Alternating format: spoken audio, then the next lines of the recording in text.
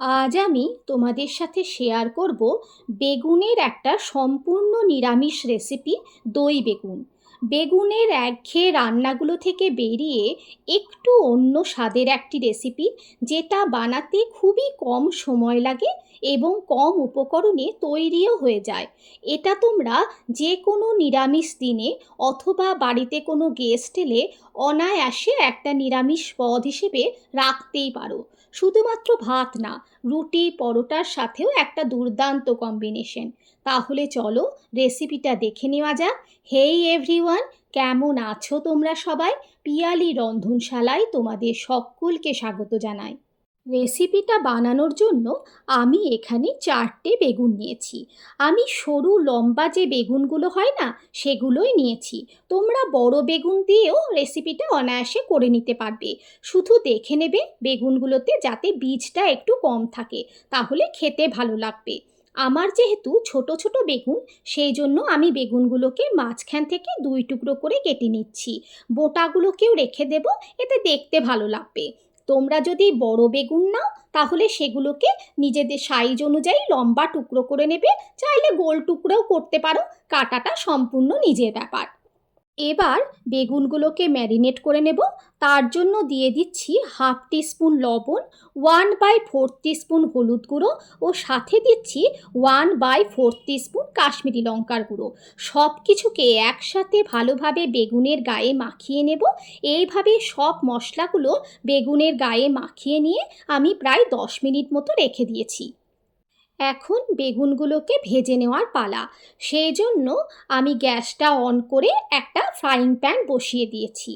এখন এর মধ্যে দিয়ে দেব বেশ কিছুটা সর্ষের তেল।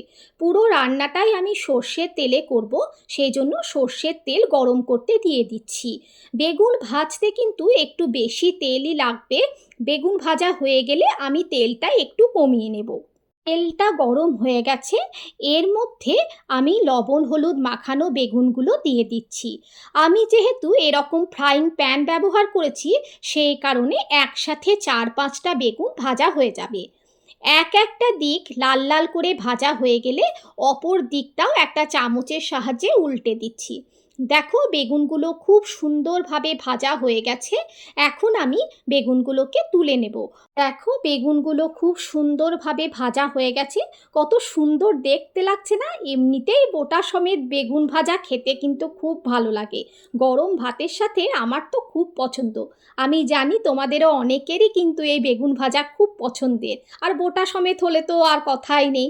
আমি এইভাবে বাকি বেগুনগুলোকেও ভেজে নিচ্ছি। বাকি বেগুনগুলো আমার একদম সুন্দরভাবে লাল লাল করে ভাজা হয়ে গেছে। এখন একটা সিম্পল মশলা বানিয়ে নেব।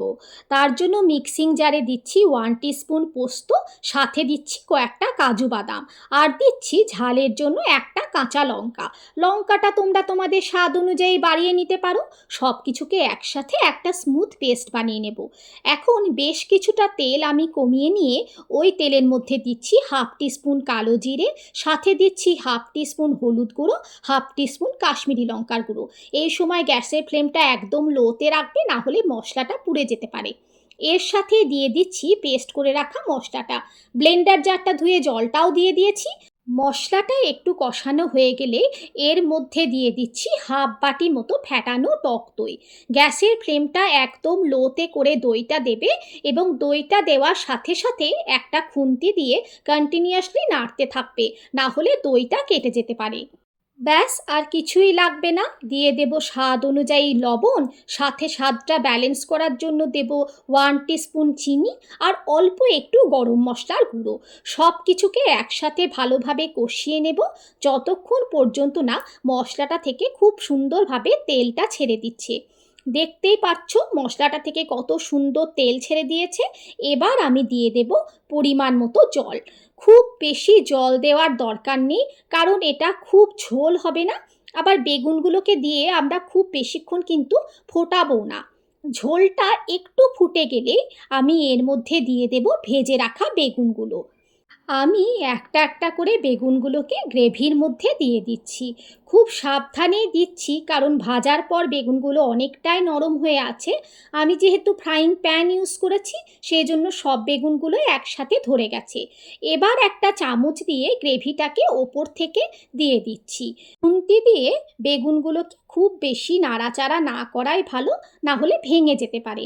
একটা চামচের সাহায্যে গ্রেভিগুলোকে ওপর থেকে দিয়ে কিছুক্ষণের জন্য ঢাকা দিয়ে রাখলেই গ্রেভির ফ্লেভারটা সুন্দরভাবে বেগুনের মধ্যে চলে আসবে।